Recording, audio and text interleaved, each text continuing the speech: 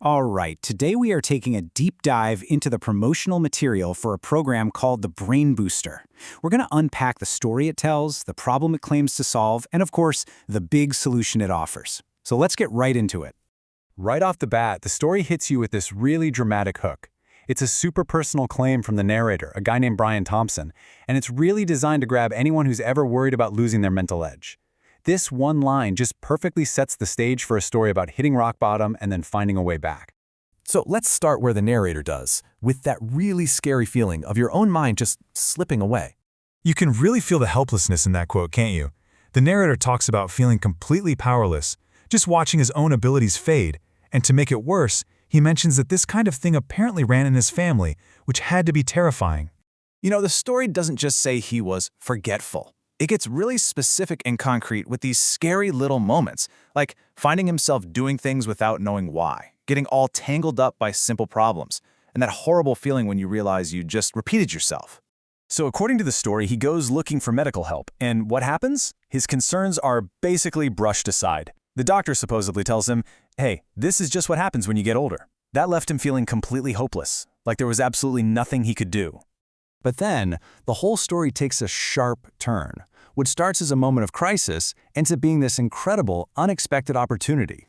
The way the source tells it, this next part is just pure luck. He's having this confusing episode in a mall parking lot, nearly causes a crash, but the other driver, instead of getting mad, is actually really sympathetic. Turns out his wife had gone through something similar and was helped by a very specific program. This one-chance meeting is framed as the moment that changed everything. So, what was this program all about?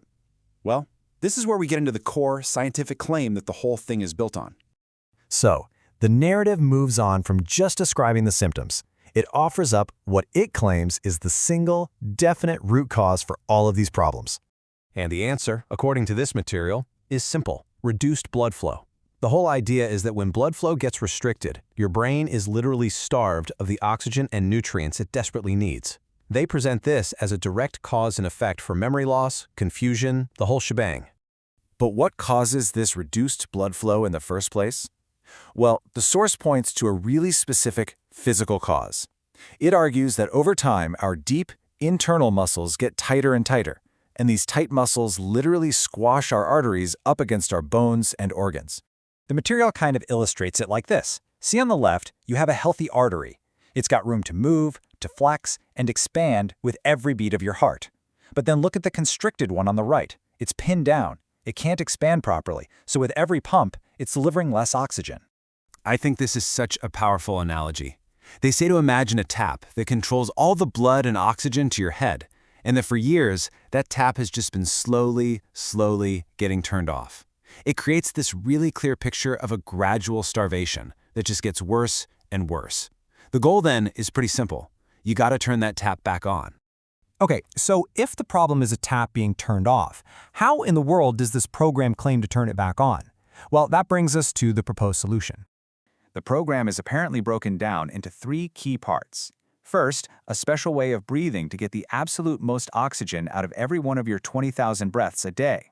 Second, exercises designed to relax those deep internal muscles that are squeezing the arteries. And third, a technique to consciously push that newly oxygenated blood to the parts of the brain that are starving for it. Now, if you're picturing some kind of intense, sweaty workout, the source is quick to shut that down. It really makes a point to say how simple these exercises are. Things you can do while watching TV, making dinner, or even when you're just stopped at a red light. The idea is that they're designed to be incredibly easy, but also incredibly powerful. So all of this builds to the final part of the story, the promise of a complete and total transformation. This analogy from the narrator is just so vivid. It's meant to describe this huge shift from being in a constant state of foggy confusion to just absolute clarity. It's not just about remembering stuff better, it's about his entire mental world being completely transformed. And to add some weight to the narrator's personal story, the material uses a classic persuasion tool, social proof. It claims that over 4,000 other people have used this program, which implies that it's a widely successful and proven method. This is really the core message of hope in the whole thing. It tries to reframe cognitive decline. It's not some inevitable event that just happens as you get older. It's a process, and it's a process that you yourself can directly influence and even reverse. It gives the reader a sense of agency. And we end here. with the final question posed by the source itself. It's a really powerful call to action, right? It frames doing nothing as a seriously dangerous choice. The story concludes by saying, this is a problem that only gets worse, leaving you to think about just how urgent your situation might be.